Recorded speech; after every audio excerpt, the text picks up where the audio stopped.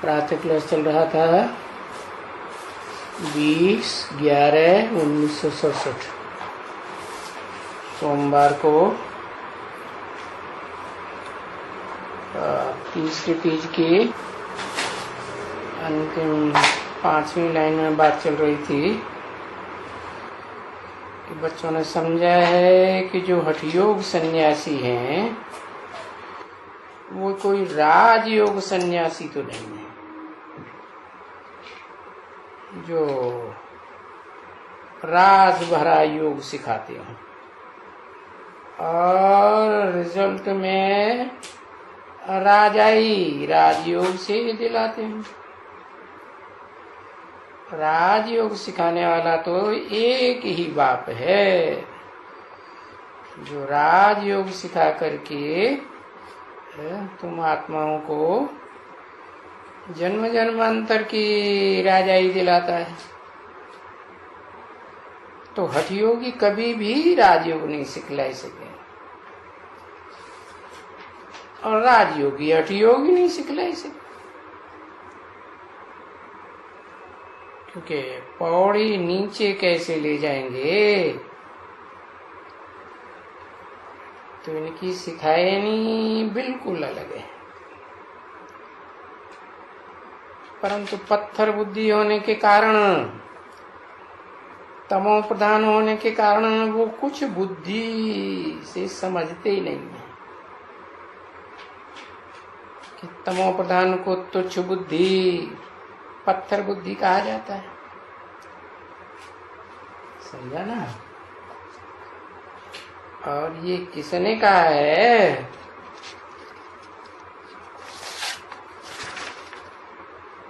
भगवान वाच है।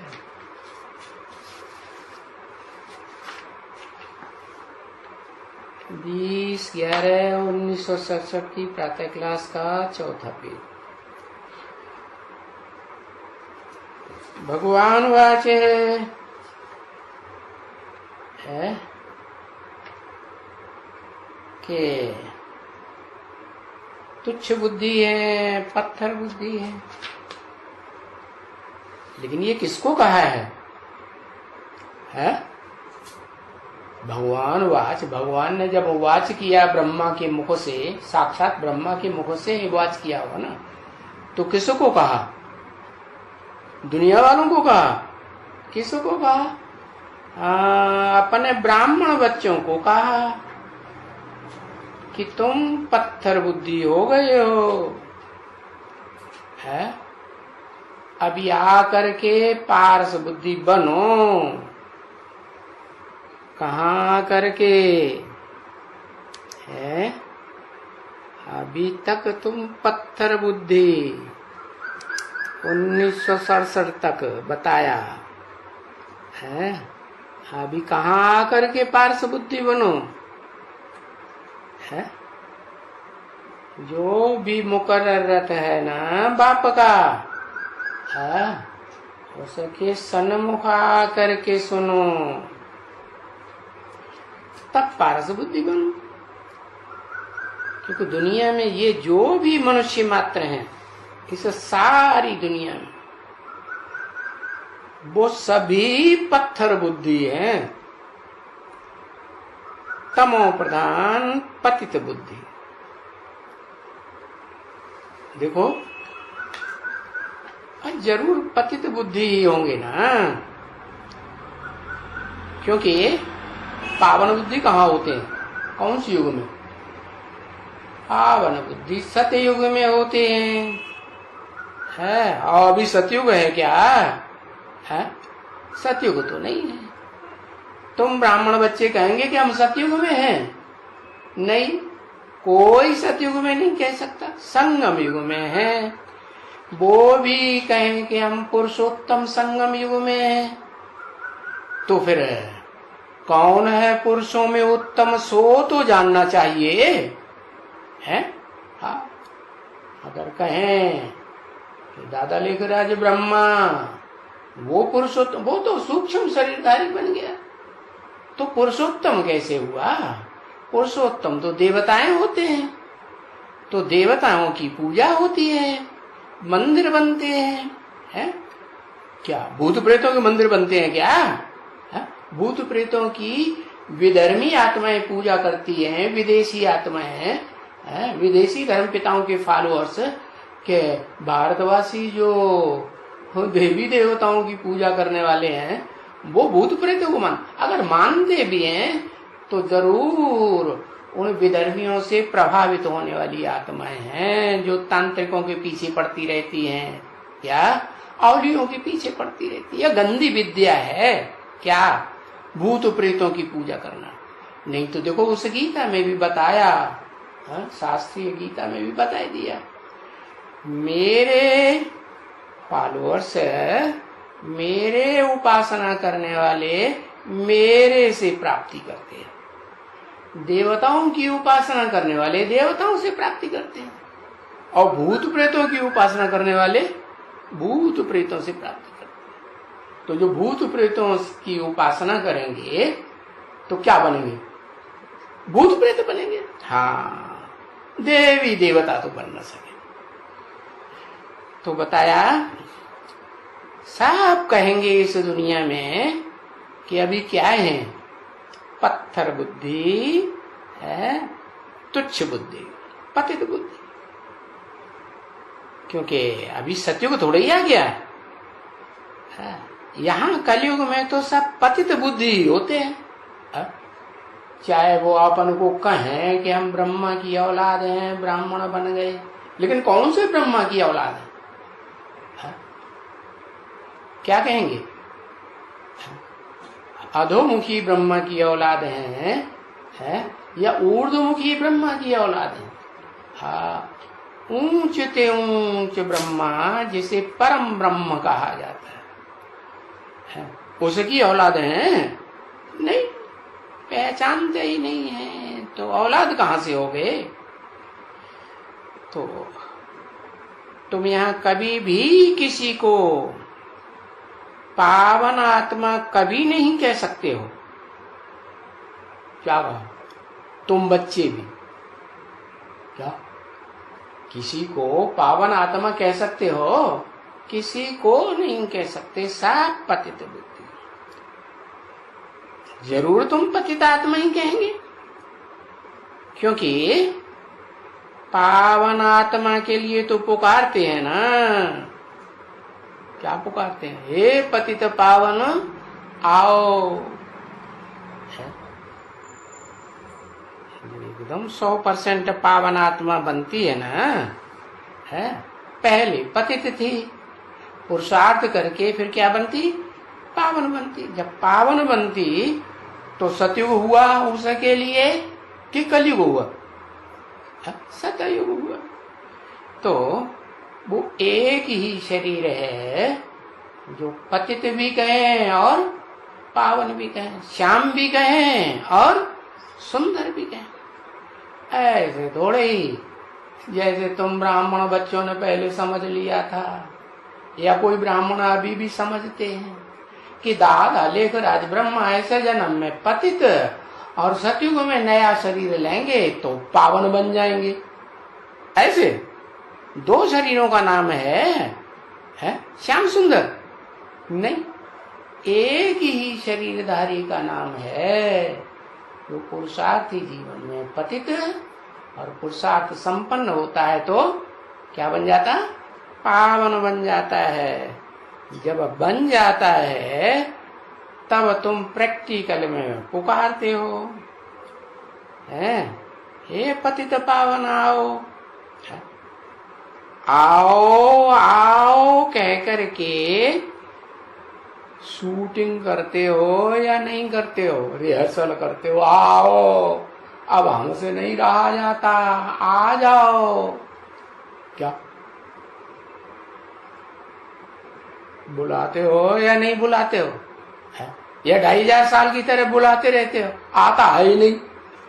नहीं, बुलाते भी हो और प्रैक्टिकल में होता है तो आता भी है। अरे इस दुनिया में होगा तभी तो आएगा ना। हाँ, तो आ करके हाँ हमको पतित से पावन बनाओ। आ करके अपने संग का रंग लगाओ। कैसे? चाहे मुख से लगाओ, चाहे कानों से, चाहे आंख से, ज्ञान इंद्रियों से। अरे कोई कोई तो ऐसे हैं जो ज्ञान इंद्रियों की बात तो उनकी बुद्धि में ही नहीं बैठती, कि भगवान बाप आकर के ज्ञान इंद्रियों से और उनसे भी ऊंची जो मनसा है, मन बुद्धि, उससे मानसी सृष्टि बनाते हैं और देवताओं की ज्ञान इंद्रियों की सृष्टि चलती है, उनकी बुद्धि में बैठता ही नहीं। तो जिनकी बुद्धि में नहीं बैठता वो क्या करेंगे? हाँ? हाँ? क्या करेंगे? हाँ, तो बताया कैसे भी करके हमको पतित से पावन बनाओ। तो पर जब बाप आकर के ब्राह्मणों को बनाएंगे तभी तो पावन होंगे। कि जैसे 2500 साल कलयुग में आते हैं नहीं, बुलाते रहते हैं, तो पावन हो जाते हैं? नहीं हो जाते। हाँ, तो आवेंगे और आ करके प्रैक्टिकल में संग के रंग से पावन बनावेंगे। हाँ, पतित कैसे बने? हाँ, कैसे बने देवताएं पतित? आधा कल्प तो पावन थे सतयुग त्रेता में। फिर द्वैतवादी द्वापर युग में जहाँ दो दो धर्म, दो दो राज्य, दो दो मत, दो दो कुल, दो दो भाषाएं, अब द्वैतवाद 2 से 4, 4 से 8 होने लगा। तो पतित कैसे बने? अनेकों के संग के रंग में आने से पतित बने। हाँ, और अनेक भी कैसे? स्वधर्मी या विधर्मी, आत्मा के धर्म को मानने वाले या देह के धर्म को मानने वाले। देह धर्म, विधर्म, विधर्मी भी और विदेशी भी। कि भारतवासी हाँ, अपना धर्म कहाँ स्थापन करते हैं? विदेशों में कि भारत में? विदेशों में। हाँ, तो विदेशी भी हैं, विधर्मी भी हैं, और वो तो पावन बना ही नहीं सकते। और ही क्या बनावेंगे? संग के रंग से एक तो खुद भी पतित बनते हैं भ्रष्ट कर्म इंद्रियों से, और द्वैतवादी द्वापर युग से जब से इब्राहिम आया तब से जो भी संग के रंग में आएंगे सबको क्या बनावेंगे? पतित ही बनावेंगे। तो देखो पतित हैं सारी दुनिया। तुम क्या समझते हो अपन को? तुम ब्राह्मण भी तो अभी यही कहेंगे हम तो कलयुग में है ना, सतयुग थोड़े ही देवता बन गए सतयुग में है ना। आदि सतयुग है, विष्णु लोक बन गया, यहाँ तीन्द्रिय सुख हो गए, वो भी नहीं। तो पतित है ना। पावन बनने के लिए तो जो पतित है वो तो जानते ही नहीं है कि पावन कैसे बना जाता है। अभी पता चल गया कैसे पावन बना जाता है? क्या? हाँ, कैसे पावन बना जाता है?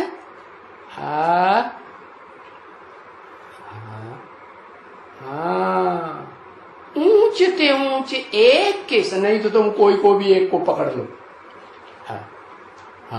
गधा उल्लू पाजी को, तो पावन बन जाएगी। एक की बात नहीं है, ऊंच ते ऊंच जो इस दुनिया में ऊंच ते ऊंच भगवंत कहा जाता है ना, ऊंच ते ऊंच जो भगवान है उसको पहचान करके, जान करके, मान करके फिर पावन बन सकते हो। पावन बनने के लिए तो कोई जानते ही नहीं है वो है कौन और कहाँ है। कोई जानते हैं? अरे इस कलयुगी दुनिया में कोई जानते हैं? कोई नहीं जानते कि वो पुरुषोत्तम जो पुरुष ने आत्माओं को संग के रंग से एक ही पुरुषोत्तम सारे संसार को नंबरवार उत्तम बनाता है। नंबरवार प्रत्यक्ष होंगे ना संसार में, तो उत्तम बनेंगे। तो ये कहते हैं मुख से बुद्धि से, हे पतित पावन आओ, परंतु फिर भी है भक्ति मार्ग में क्या बुद्धि कभी एक के पीछे भागती है, कभी बुद्धि दूसरे के पीछे भागती है। तो भक्ति मार्ग हुआ या ज्ञान मार्ग हुआ? भक्ति मार्ग हुआ। ज्ञान मार्ग तो तब कहें जब लगातार बुद्धि एक के पीछे भागे, पक्का हो जाए, तब कहेंगे ज्ञान मार्ग, नहीं तो भक्ति मार्ग। तो बताया भक्ति मार्ग होने के कारण फिर भी कहते हैं पतित पावनी गंगा। किसके पीछे पड़ते हैं? ज्ञान गंगाओं के पीछे पड़ते रहते हैं। समझा? किसके पीछे पड़ते हैं? ज्ञान गंगाओं की तरफ बुद्धि बार बार भागती रहती, वो है पतित पावनी। अरे वो कहां से पतित पावनी होगी? वो तो पानी की गंगा है, या उनमें से कोई उनके पानी को, उनके ज्ञान जल को बिलोएंगे तो मक्खन निकलेगा? नहीं, पानी को बिलोने से मक्खन थोड़ा ही निकलता है। उनके मुखों से तो जो निकलेगा ना, सुनी सुनाई बातें निकलेंगी, या मनन चिंतन मंथन करके नई बातें निकालेंगी। क्या करेंगी? वही पुरानी बातें, सुनी सुनाई बातें। और सुनी सुनाई बातों से भारतवासियों ने बाबा ने बताई दिया दुर्गति पाई। तो वो ज्ञान गंगाओं को पतित पावनी समझ लेते हैं, और उन्हीं के पीछे प्रैक्टिकल में भागती रहती है बुद्धि। क्या? हाँ, कान भी उन्हीं की बातें सुनने के लिए भागते रहते हैं। मोबाइल से बातें करेंगे, धड़ाधड़ मोबाइल से बातें करेंगे। बताया। तो देखो फिर भी तो कहेंगे कि भक्ति मार्ग में है ना, बुद्धि इधर उधर भागती रहती है, एक जगह बुद्धि टिकती नहीं। एक से ज्ञान सुनते हैं कि अनेकों से सुनते हैं? अनेकों से बातें करने की दिल होती है, क्या होता है? अनेकों के पीछे बुद्धि भागती रहती है। तो भक्ति मार्ग होने के कारण फिर भी कहते हैं पतित पावनी गंगा। मानते ही नहीं, कितना भी समझाओ। तो जाते हैं फिर भी गंगा के पास। क्या? हाँ, गंगाएं भी नंबरवार है ना। जमुना नदी कहो, सरस्वती नदी कहो, ब्रह्मपुत्रा नदी कहो, गंडक नदी कहो, सरयू नदी कहो, कावेरी नदी कहो, नहाने जाते हैं कि नहीं? तो उनमें ज्ञान समझ करके जाते हैं, या ये समझ के जाते हैं कि इससे हमारी आत्मा पावन बन जाएगी? देह की सफाई, देह का जो मलमूत्र है वो उनमें साफ हो जाएगा। इसलिए बुद्धि 20 बार भागती रहती है उनके पीछे। कैसे भी करके हमारा जो अंदर से इंद्रियों से क्या निकलता है, 9 इंद्रियों से गंध निकलती है ना, वो गंध सारी इनमें हम डाल दें।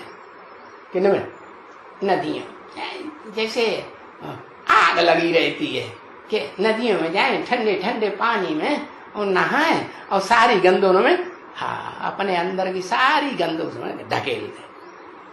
वहां जाकर के फिर गुटखा खाते हैं, डुबक डुबक डुब, डुबक डुबक डुब, डूबते रहते हैं। कौन गुटखा खाते हैं? जो यहां से चले जाते हैं, फिर बताया ना, जो यहां से चले जाते हैं तो फिर उनको बताया बाबा ने, पहले बताया था ना, क्या मिट्टी के तेल में जंग साफ करने के लिए उनको, जिसे लोहे में जंग लग जाती है ना, तो काय में डालते हैं? मिट्टी के तेल में डालते हैं, तो जंग साफ हो जाए। अब मिट्टी का तेल कहो, पानी कहो, क्या अंतर है? पानी थोड़ा ठंडक देगा, और मिट्टी क्या करेगी? मिट्टी का तेल वो तो आग लगाएगा, बढ़ाएगा कि घटाएगा? वो तो और आग बढ़ाएगा।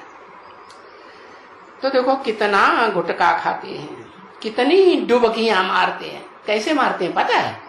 जब जाएंगे गंगा में तो नाक भी बंद करेंगे। कितनी भी गंद उड़ती रहे दुनिया में, लोग छी छी छी छी थू थू थू थू करते रहे, नाक बंद कर लेंगे, हमें कोई गंद नहीं आ रही। क्या? कान भी बंद कर लेंगे। क्या? हम किसी का नहीं सुन, जैसे मुसलमान होते हैं ना, कान बंद कर लेते हैं, हम किसी की नहीं सुनेंगे, है? हमें तो जो करना है सो करेंगे। तो आंख भी बंद कर लेते हैं, क्या नहीं मालूम? गुटखा कैसे खाते हैं? ऐसे करके, ऐसे आंखें बंद करते, कान में अंगूठा दे करके, मुंह भी बंद करके, बुक डुब ऐसे करके डुबक मारते हैं। दुनिया क्या कहती है, कितने लांछन लगाती है, माई बाप का नाम कैसे बदनाम कर रहे हैं ये, वो कुछ नहीं देखते, बस डुबक डुबक। तो देखो गुटखा खाते रहते हैं, समझा ना? तो इसको कहा जाएगा अज्ञान। क्या कहा जाएगा? ज्ञान के अज्ञान, इसको कहा जाएगा अज्ञान। फिर ऐसे गुटखा खाने से दुखी होंगे या सुखी होंगे? दुख बढ़ता ही जाता है, क्योंकि ज्ञान से सुख होता है। अब ज्ञान तो है नहीं, क्यों? ज्ञान कहां से आता है?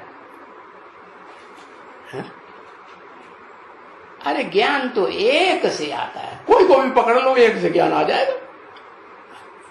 अरे ऊंचते ऊंच जो है भगवंत कहा जाता है, हेवनली गॉडफादर, जो हेवन बनाने का रास्ता बताते हैं, उसको पहचान करके, जान करके, मान करके, जैसे चलाए, जैसे डायरेक्शन दे, वैसे चल करके और ज्ञान धारण करेंगे तो क्या होगा? सुखी होंगे। एक से सुख मिलता है और बाकी सबसे कोई गारंटी नहीं कि हमेशा सुख ही मिले। भले वो आकर के एक को आप समान बनाता है 100%, फिर भी क्या गारंटी है कि 84 जन्म लगातार वो सुख ही देगा? है? हाँ, अंतिम जन्म में जाकर के वो भी सारी दुनिया के लिए दुखदाई बन जाता है। 21 जन्म के आधार पर सुख देता है, लेकिन पूछा ये कि 21 जन्म के आधार पर सुख लेने वालों में से कोई ऐसी आत्मा है जो उससे लगातार सुख ही ले, पूरे कल्प में कभी दुख न ले? ऐसी कोई आत्मा है? लास्ट में कौन आत्मा है? कौन है आत्मा ऐसी जो सुख लेती है, दुख लेती ही नहीं? हाँ बताओ बताओ। अरे किससे लेती है सुख? किससे है? सुख देह और देह की इंद्रियों के बगैर लिया जा सकता है? लिया ही नहीं जा सकता। वो कान से सुनती है शिव बाप की बात, दादा लेखराज ब्रह्मा के द्वारा, कि तुम ज्योति बिंदु आत्मा, उनके द्वारा डायरेक्ट सुनती भी नहीं। सुनाता कौन है? अरे ब्रह्मा कुमारी फर्स्ट क्लास सुनाती है, ब्रह्मा की औलाद, कि ब्रह्मा डायरेक्ट सुनाते हैं। कौन सुनाता है? हाँ, ऊपर वाला सुनाता है। कैसे सुनाएगा वो? उसको तो मुख ही नहीं है।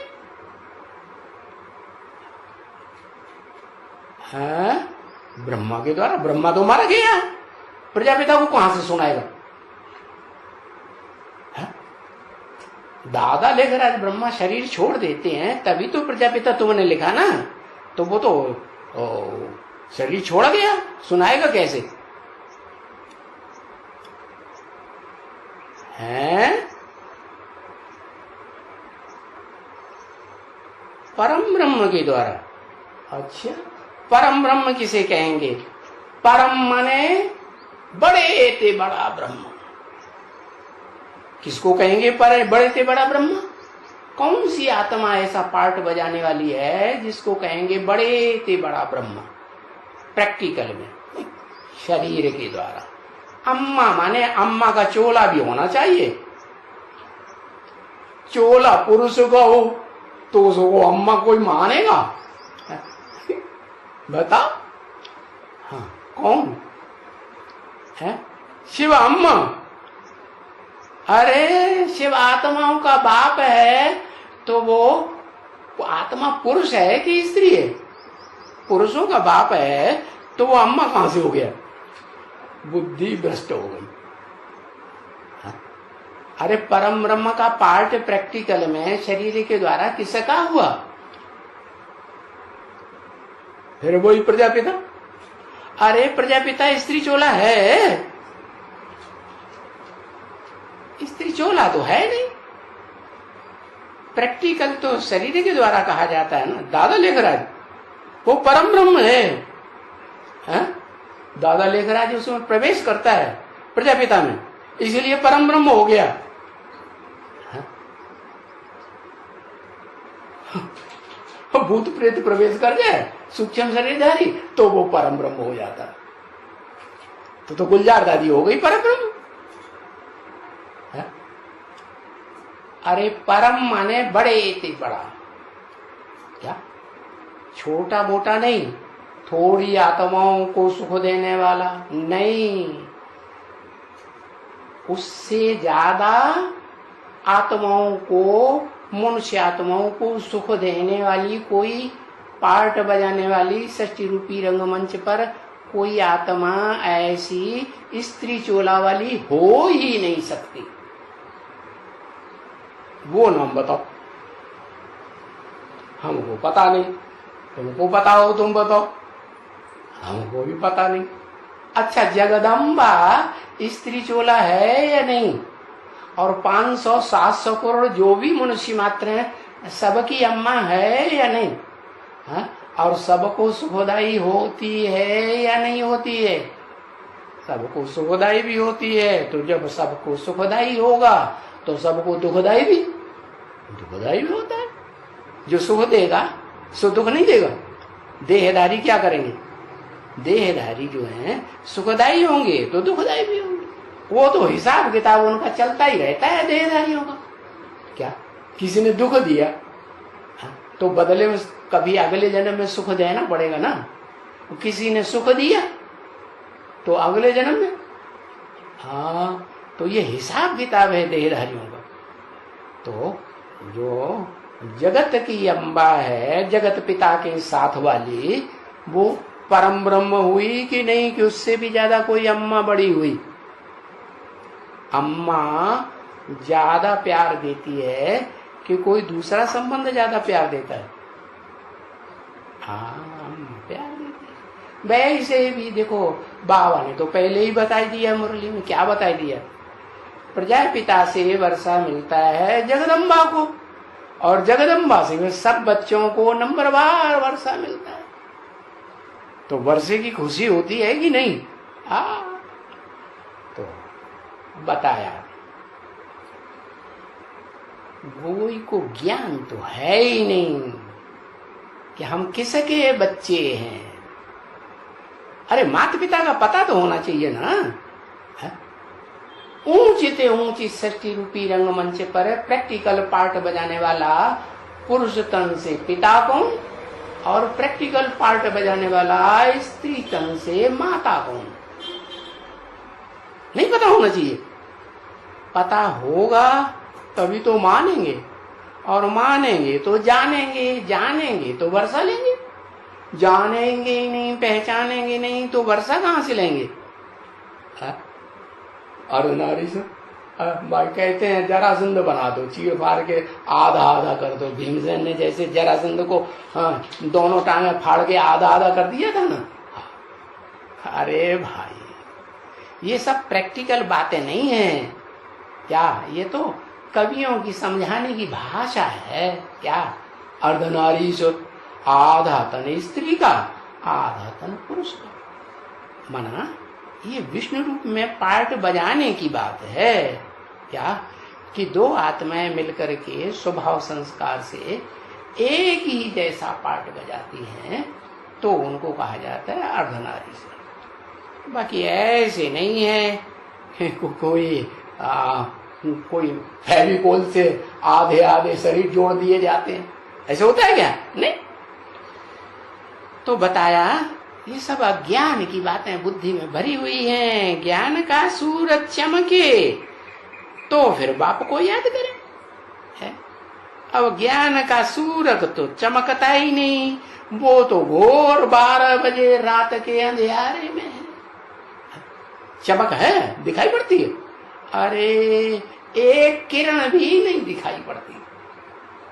प्रकाश की कोई किरण दिखाई पड़ती? नहीं दिखाई पड़ती। तो चमकता तो है ही नहीं, तो फिर बाप को कैसे याद करेंगे? देखेंगे, जानेंगे, है?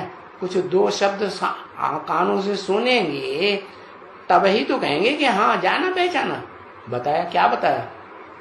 जब बाप प्रत्यक्ष होगा तो जो आंखों से देखे, जो इन कानों से सुने, तो कहेंगे बाप आ गया। हाँ, तो बाप को तो याद कर ही नहीं सकते जब तक ज्ञान सूर्य चमके नहीं, है? और पतित पावनी, हाँ, और ये जो जाते हैं वो गंगा के ऊपर जाते हैं। यही बिल्कुल सिद्ध होता है, बिल्कुल, कि गंगा की पतित पावनी थोड़े ही है। उसमें कहां से ज्ञान की चमक आ जाएगी? पानी में कोई चमक आती है क्या? रोशनी आती है ना? आती है? नहीं आती। वो तो सागर है। क्या? सागर में जब बड़वा नल होता है, सागर के नीचे जमीन होती है कि नहीं? और जमीन के नीचे से भूकंप होता है ना धरणी में, तो वो ज्वालामुखी फूट पड़ता है। तो पृथ्वी के एकदम बीच में लावाई भरा हुआ, आग भरी हुई है। अरे जन्म जन्मांतर दुख भोगा है ना बच्चों के द्वारा। हाँ, तो आग भरी हुई होगी कि नहीं कि ये बच्चे हमको ही दुख देते हैं, हम इनको इतना प्यार करते हैं तो भी हमें दुख देते, तो आग भरी हुई है कि नहीं? तो वो आग निकल पड़ती है समंदर में से, और ऊपर आग आती है। तो फिर वो अगर कहीं पास में मिट्टी के तेल का कुआं भी फूट पड़ा तो आग लगेगी कि नहीं? तो चारों तरफ समंदर में बड़वा नल जिसे कहा जाता है, आग ही आग पानी के ऊपर तैरती हुई दिखाई पड़ेगी कि नहीं? तो वो तो सागर की बात है। हाँ, तो वो तो सागर वो ही है। कौन? जो ज्ञान सूर्य से डायरेक्ट ज्ञान की रोशनी लेता है। तो देखो, गंगा पर जाते हैं स्नान करने और फिर कीर्तन करते जाते हैं, ताली बजाते जाते हैं, पतित पावन सीता, पतित पावन सीता, रघुपति राघव, जैसे गांधी जी बजाते थे ना। हाँ, उनके पीछे पीछे जितनी जेंट्री थी, क्या कितनी थी जेंट्री मालूम है? 40 कोटि के पिता चले, 40 कोटि के प्राण चले, 40 कोटि हतभागों के राधा वल्लभ श्री प्राण। अरे वो राधा वल्लभ हो गए भक्ति मार्ग के गांधी जी। अरे ज्ञान मार्ग के गांधी जी तो पहले राधा वल्लभ हो जाए। राधा तो उनकी बेटी होती है कि उसके वल्लभ बनेंगे, हैं? हाँ, बताया कि एकदम पत्थर बुद्धि बन जाते हैं, ताली बजाते जाते हैं और गीत गाते जाते हैं, कीर्तन करते जाते हैं।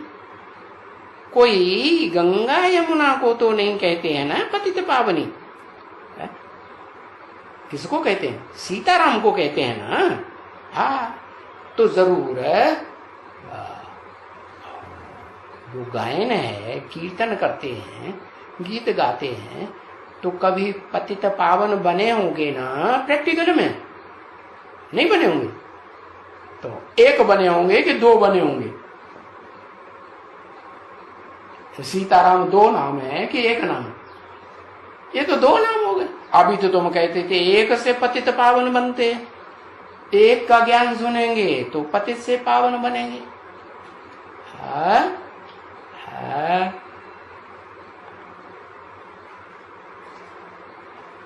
अरे प्रैक्टिकल में एक चाहिए, ये नहीं एक बिंदी है, एक मुकर्रर रथ है और पुरुष चोला है।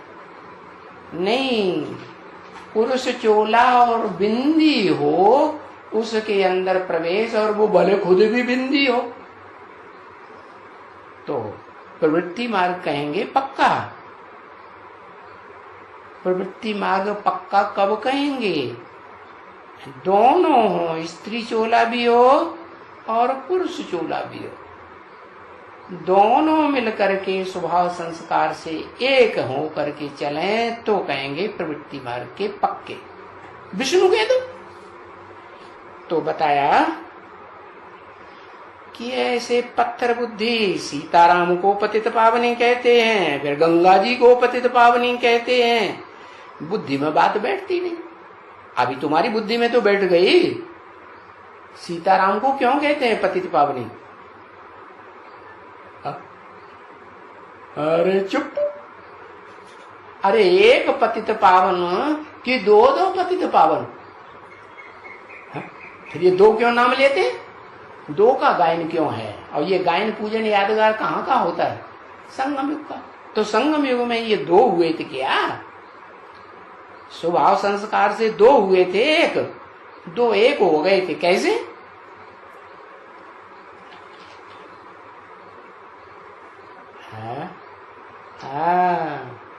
कि प्रजापिता से जब तक वो माता न मिले, जो जन्म जन्मांतर उस एक बाप के साथ ही रहने वाली है। अगर नहीं भी रहती है तो सन्यासी बन के रहती है।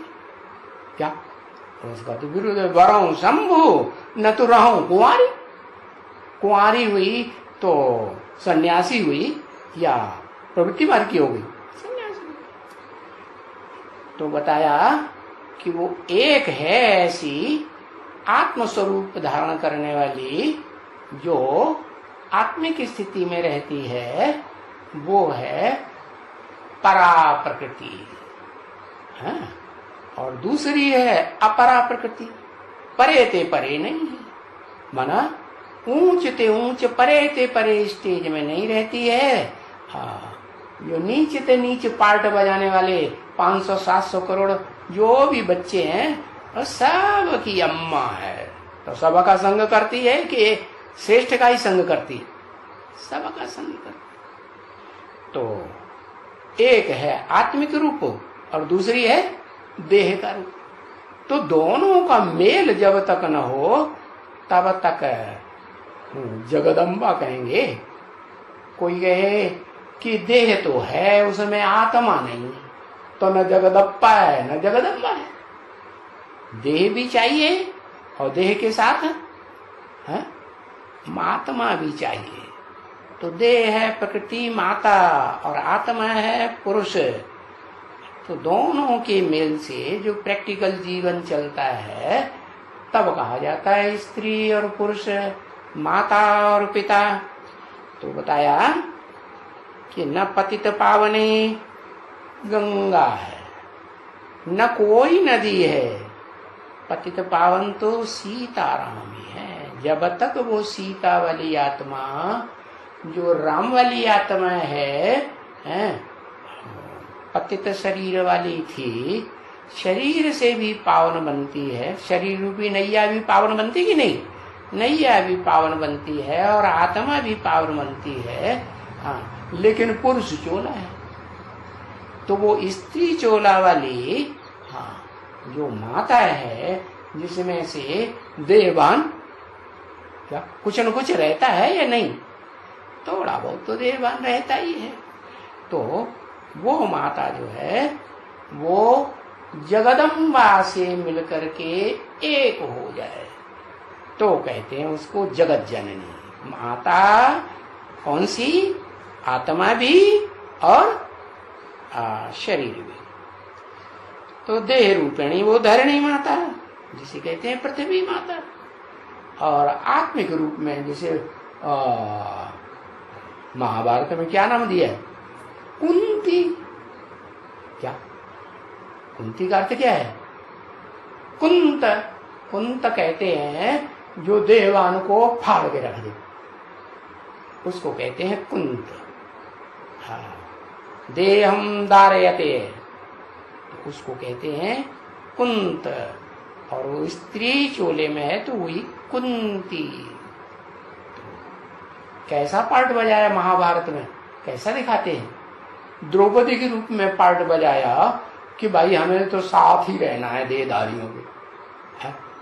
और कुंती ने कैसा पार्ट बजाया, अरे भले अपने पेट से पैदा हुए बच्चे हैं, उनको पालना भी दी है जिंदगी में, प्यार भी बहुत दिया है, लेकिन फिर भी अपने कुल की कहानी बचानी है।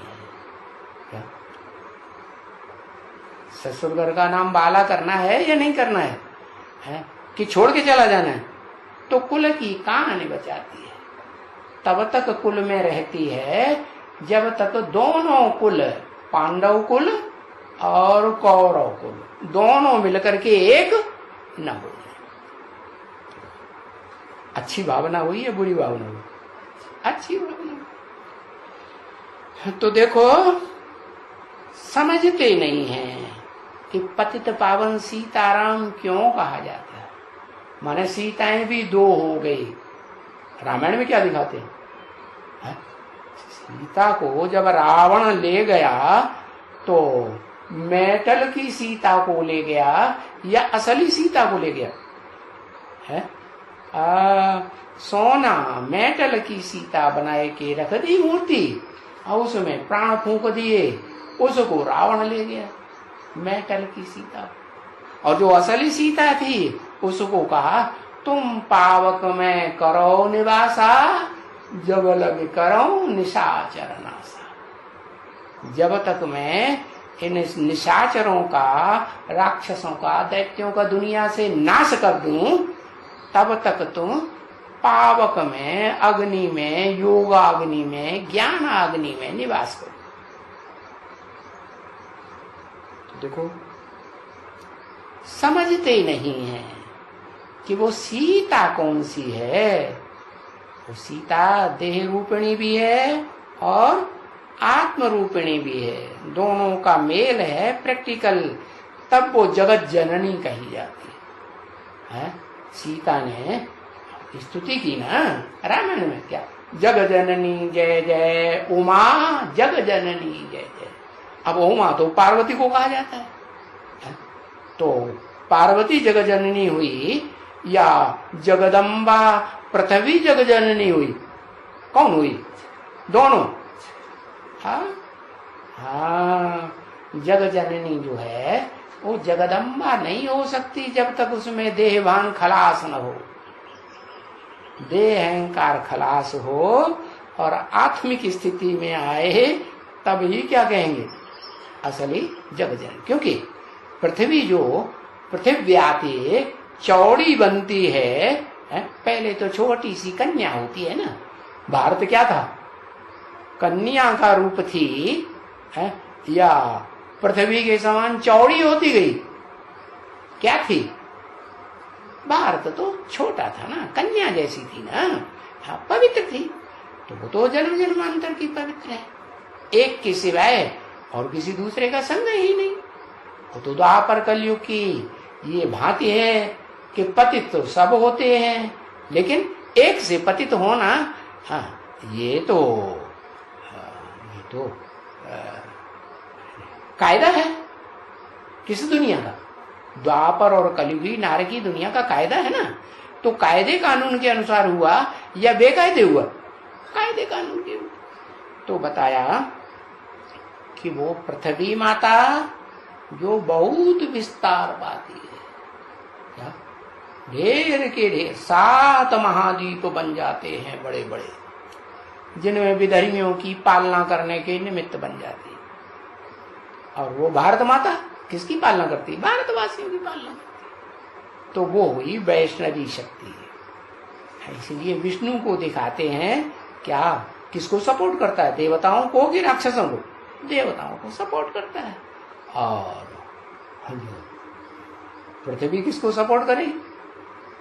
पृथ्वी पर तो देवताएं भी रहते थे, और देवात्माएं अभी भी रहती हैं, भले असुरों के संग में रहती है और असुरों के साथ भी रहती है। तो वो सारे जगत की माता हुई ना। उस सारे जगत में देवताएं और दैत्य दोनों आ गए कि नहीं आ गए? हाँ। तो इन बातों को पत्थर बुद्धि नहीं समझते। देखो, इसको ही कहा जाता है बिल्कुल ही अति पत्थर बुद्धि, यानी बेसमझ। कुछ भी समझ नहीं है मनुष्यों में। क्या नहीं समझ है कि माता कौन और पिता कौन। अरे पिता पुरुष होगा, आत्मा होगा, या आत्मा नहीं होगा? पुरुष किसे कहे? पुरुष माने आत्मा। तो दो आत्माओं का मेल है षष्ठी रूपी रंगमंच पर, जिसे कहते हैं ऊंचे ते ऊंचा भगवन। एक निराकार सदाकार सदाशिव, और एक साकार भी है, और फिर पुरुषार्थ पूरा होने पर निराकार भी बन जाता है। तो वो परम पिता शिव और प्रजापिता, इस सारी मनुष्य सृष्टि का बीज रूप बाप, दोनों मिलकर के एक शरीर में पार्ट बजाते हैं। तो उनको कहा जाता है ऊंच तय ऊंच भगवन। फिर भगवती भी चाहिए कि नहीं? तो भगवती भी दो चाहिए कि एक चाहिए? भगवती भी दो, एक जगदम्बा और एक भारती। एक आत्मिक रूप में रहने वाली और एक देह रूपिणी। लंबे समय तक देह रूप का पाठ बजाती है। तो दोनों मिलकर के जब एक हो जाएं, हाँ, तब कहेंगे संपूर्ण माता। ऐसी माता कहेंगे परम ब्रह्म। और देह हो और आत्मा हो ही नहीं तो परम ब्रह्म कहेंगे नहीं। समझा? परम ब्रह्म कौन? परम ब्रह्मा। और परम पिता कौन? प्रैक्टिकल में शरीर के साथ। अब समझ में आया? तो दुनिया को कुछ भी समझ नहीं है। इसलिए बेसमझ मनुष्य को इसीलिए कहा जाता है क्या कि शक्ल तो मनुष्य की है, सूरत मनुष्य की है, लेकिन इनकी चलन, इनकी सीरत बंदर की है। क्या बंदर होता है ना, क्या खासियत होती है? बंदर की ना आंखें इतनी चंचल, इंद्रियां इतनी चंचल, एक जगह स्थिर होकर के बैठ नहीं सकती। सारे विकार बंदर में भरे हुए होंगे। काम, क्रोध, लोभ, मोह, अहंकार जितने बंदर में होते हैं उतने और किसी में, प्राणी में नहीं। इसलिए वो कवियों ने रामायण में कहा, वाल्मीकि ने कहो या तुलसीदास ने कहो, दिखाई दिया है कि भगवान ने आकर के किसकी सेना ली? उन्हीं बंदरों की सेना ली जो इस दुनिया में बड़े तो बड़े विकारी होते हैं। हाँ, देखने में छोटे छोटे लगते हैं, लेकिन कुलांच बड़ी ऊंची मारते हैं। कुलांच माने हाई जंप, हाई जंप लगाते ही नहीं। हाँ, तो ऐसे बंदर बने पड़े। तो देखो तो बाप बैठ करके अभी सिद्ध करके बताते हैं। क्या सिद्ध करके बताते हैं? कि इन मनुष्यों की, इस दुनिया में जो भी मनुष्य मात्र हैं, चाहे बाहर की दुनिया में हैं, चाहे जो अपन को ब्रह्मा कुमार कुमारी कहते हैं, या चाहे जो अपन को प्रजापिता ब्रह्मा कुमार कुमारी कहते हैं, ये क्या हैं? मनुष्य हैं या बंदर हैं? क्या कहें? हैं बंदर मिसल है। चंचल बुद्धि है, बुद्धि एक जगह टिकती ही नहीं। अब जब बुद्धि एक जगह नहीं टिकेगा तो मन टिकेगा?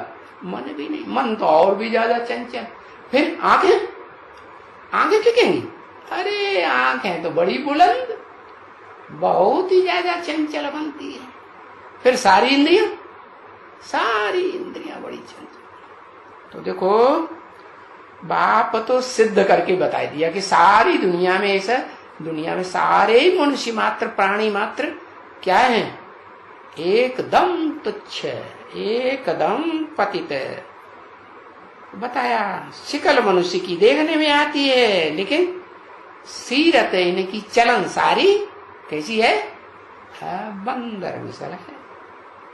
देखो वो तो महिमा करते हैं भक्ति मार्ग में, क्या पतित पावन सीताराम। अरे जिन सीता और राम की आत्माओं की तुम इतनी महिमा करते हो, वो अभी क्या है? सन 67 में क्या है और सन 2019 और आज कितनी 13 अप्रैल की तारीख तक क्या है? और 19 अप्रैल नहीं, 14 अप्रैल, हाँ 14 अप्रैल तक क्या है? वो पतित पावन सीताराम जिनका गायन करते हो, वो अभी क्या है?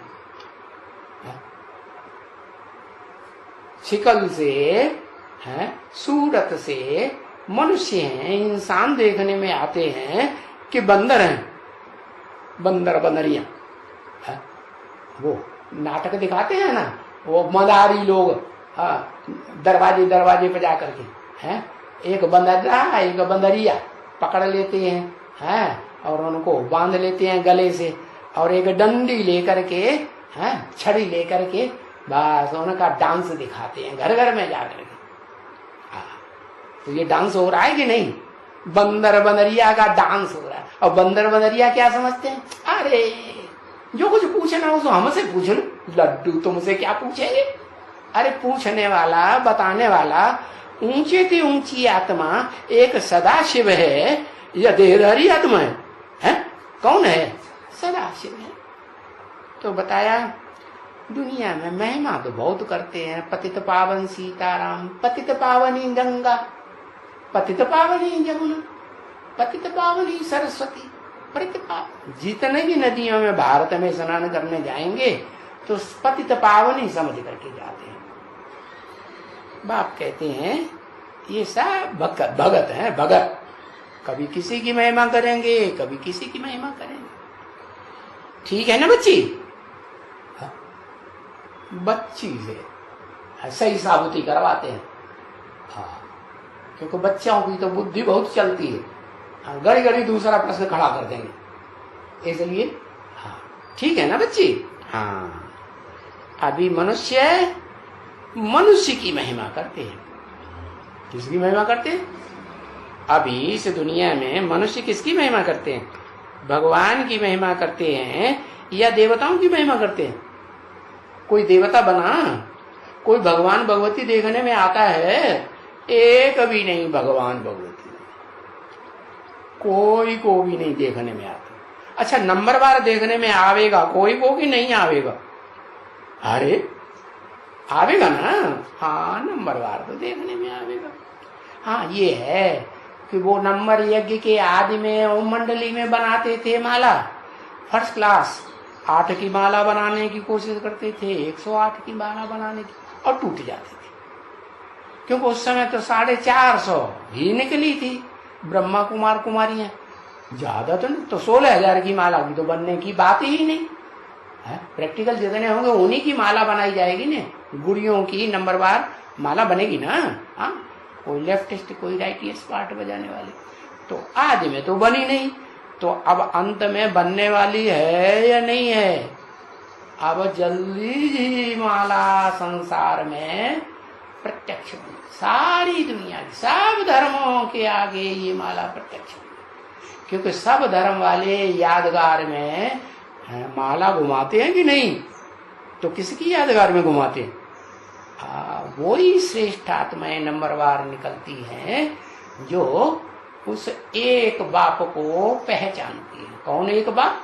जो निराकारी भी है, निर्विकारी भी है, और फिर साकार शरीर में प्रवेश करके उसको साकारी को भी निराकारी बना देता है।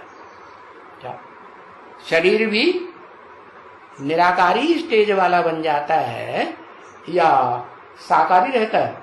निराकारी, लाइट का गोला हो जाता है। तो बताया उस स्वरूप को पहचानना वो है महिमा की बात। तो नंबरवार पहचानेंगे ना, अब नंबर प्रत्यक्ष होने वाले हैं बहुत जल्दी। बताए भी दिया कितना टाइम रह गया है, कितना टाइम रह गया। हाँ बता दिया, खोल खोल के बता दिया। 20 साल तो हैं ही नहीं, अब तो सिर्फ 10 साल हैं। 10 साल में वो निराकारी स्टेज धारण करने वाले जो रुद्राक्ष के मणके हैं, रुद्र की आंखें, अक्ष माने आंखें, वो रुद्र की आंखें, क्योंकि रुद्र तो शिव का नाम है ना वास्तव में, तो शिव को अपनी आंखें तो है नहीं, तो कोई साकार में मनुष्य होंगे ना जिनकी आंखों से वो देखता है, देखता है कि नहीं। ये फर्स्ट क्लास बैठा है, ये फर्स्ट क्लास देवी देवता बनने वाला है, ये फर्स्ट क्लास राक्षस है, देखने में आता है कि नहीं उन आंखों को। और वो आंखें देखती हैं और वो निराकारी बाप को बताती हैं, बाबा ऐसे ऐसे है क्या। बाबा कहते हैं तुम हमें लगातार मेरे सामने बैठ के नहीं बता सकोगे कि 1 घंटे तुम लगातार निराकारी स्टेज में बैठ जाओ। मैं आत्मा ज्योति बिंदु हूँ, मुझे ज्योति बिंदु सदा शिव के सामने बैठ जाओ।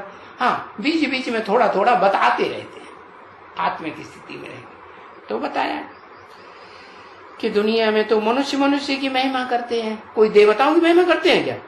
देवताओं को जानते ही नहीं। भगवान भगवती की महिमा करते हैं, जानते ही नहीं कि भगवान कैसे आकर के भगवान भगवती बनाते हैं।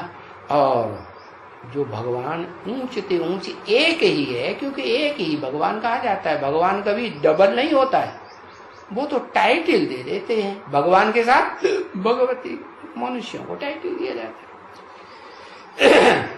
तो न कोई भगवान है इस सृष्टि पर, न कोई देवता है। अगर महिमा करते हैं तो किसकी महिमा करते हैं। मनुष्य मनुष्य की महिमा, भले वो मनुष्य सीरत से बंदर जैसे बने पड़े। तो भी बताया, तो मनुष्यों में, देवताओं में, भगवान भगवती में और असली भगवान में, जो एक ही भगवान गॉड इज वन कहा जाता है, उनमें फर्क तो होगा ना। फर्क नहीं होगा। फर्क तो होता ही है, जरूर फर्क होंगे। तो देखो वो पूज्य देवता है, 16 कला संपूर्ण बनने वाले हो, कलातीत विष्णु कुल के हों, भगवान भगवती बनने वाले हों, संसार भगवान भगवती के रूप में, शंकर पार्वती के रूप में प्रत्यक्ष होंगे या नहीं होंगे। दूसरे धर्म के वाले भी जानेंगे ये हैं आदम और हव्वा, एडम और ईव, तो जानेंगे। तो वो देखो फर्क तो हो गया ना मनुष्यों में, देवताओं में, भगवान भगवती में और असली भगवान। तो फिर पूज्य और फिर जो पुजारी हैं वो महिमा करते हैं। समझ में आया ना। ये जो तालियां बजा बजा के कीर्तन करते हैं, महिमा करते हैं, गीत गाते हैं, वो कौन है। भगत हैं के ज्ञानी हैं। भगत है, इसलिए बाबा ने मना कर दिया। क्या गीत गाना नहीं है, वास्तव में गीत कानों से सुनना भी। क्यों नहीं गाना है। अरे बाबा ने तो बताया था मुरली में, कभी अवस्था खराब हो तो क्या करो, अच्छे अच्छे गीत निकालो और बजाओ, तो सुन करके तबीयत प्रसन्न हो जाएगी। अरे वो समय चला गया कि अभी चालू है। अरे तो अभी तो सामने विनाश खड़ा हुआ है। क्या अभी ताबड़तोड़ शुरू हुआ कि हुआ। हिंदुस्तान पाकिस्तान की लड़ाई कभी भी शुरू हो सकती है कि नहीं। शुरू होगी ना। तो फिर सुख से चैन से जो राज्य करने वाले हैं उनको, मिलिट्री मार्शल को और प्रजा को चैन की नींद सोने देंगे, नहीं सोने देंगे। तो बताया कि अभी सारी दुनिया भगत है, कोई भी पक्का ज्ञानी नहीं। पक्का ज्ञानी बताया, मालूम हुआ किसको कहा जाता है। पक्का ज्ञानी उसे कहा जाता है जो सब कुछ जानता हो। माना जो कहे कि मैं पक्का ज्ञानी हो गया, मुझे सब कुछ सब बातों का जवाब दूंगा, तो फिर उससे पूछो तुम अपनी देह की आत्मा के 84 जन्मों की कथा कहानी बताओ, कौन कौन से जन्म में किस किस नाम से किस किस चोले से जन्म लिया था, वो बताओ। तो बता पाएगा कोई? तो ज्ञानी हुआ? सब कुछ जानने वाला हुआ? नहीं हुआ। ओम शांति।